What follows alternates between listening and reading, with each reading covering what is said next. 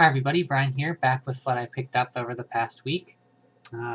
Start off with something I've been looking for ever since I was a kid. I never saw it, and I finally picked one up some 20-some years later, and that's a Super Advantage for the Super Nintendo. I've never seen one of these ever.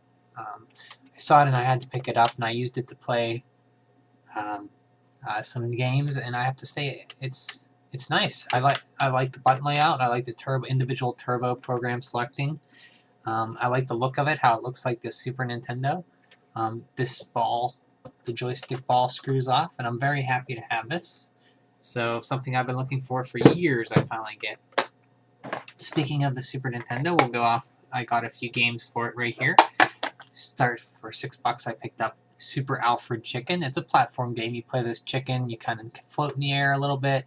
One-hit kills. I haven't played a lot of it, just through the first level. It's interesting. I like it. I like platform games, and the Super Nintendo was renowned during that era, the 16-bit era. That's what was really popular then, platformers. Picked up this game for pretty cheap.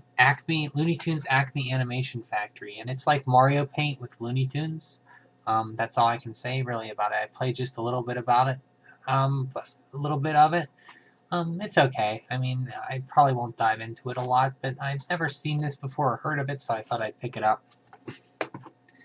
One game I've been looking for a while, I've been on a beat-em-up kick, and I picked up Captain Commando, and I played this today till about the next to last stage, and then I ran out of continues.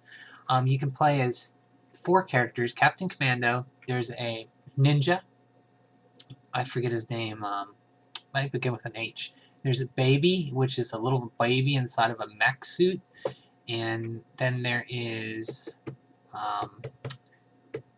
what's his name, Mac, and he has he's real skinny, he has knives. It's a beat 'em up that's really fun, and it's nothing special, but I love beat 'em ups, and it was very worth it, and I'm glad I finally got it. Been looking for it for a while. Found some more NES games. Start with The Punisher, and this is I played this some. This is like Cabal, if you ever played Cabal for the NES, or Dynamite Dukes on the Genesis, where it's behind the person shooter game, where you're kind of behind the person in the third person, and you move across the screen. You have a reticule, and you kind of shoot items to get them, and you kind of shoot the enemies and stuff. It's fun. It's just very hard because as soon as the enemies appear on screen, they shoot, and if you're not moving out of the way, they hit you. But yeah, it's pretty good. I like it. Game I've never heard of, so I had to pick it up. Every time I see a game for the NES that I never heard of or seen before, I get all excited, like a little kid. And that's Stanley, The Search for Dr. Livingstone. I played this just a little bit after I cleaned it. Basically, you start off the ship, and you can talk to people, almost like little light RPG elements.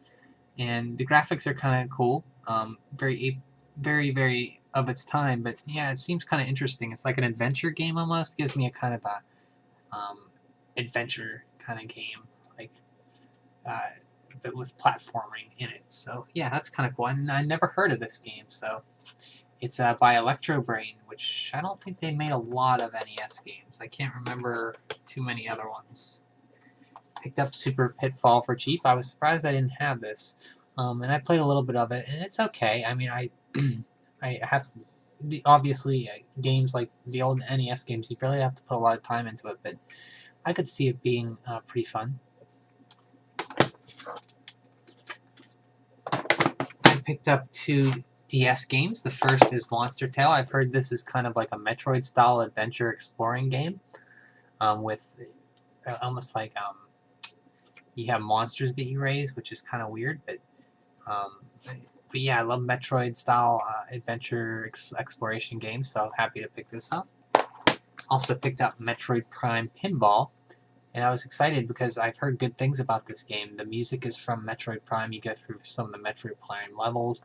It's almost like an adventure pinball game, and I was excited because I thought it might have the Rumble Pack, but it does not. But I got it for pretty cheap, I think $6, so.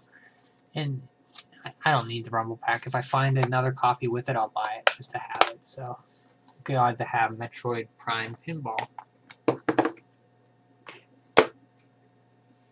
And that's everything I got for this week. Hope everybody, as always, has had a great weekend and has a great week. And it is coming up to April here, so happy springtime will be here soon. So hope everybody has a great week, and take care. Bye.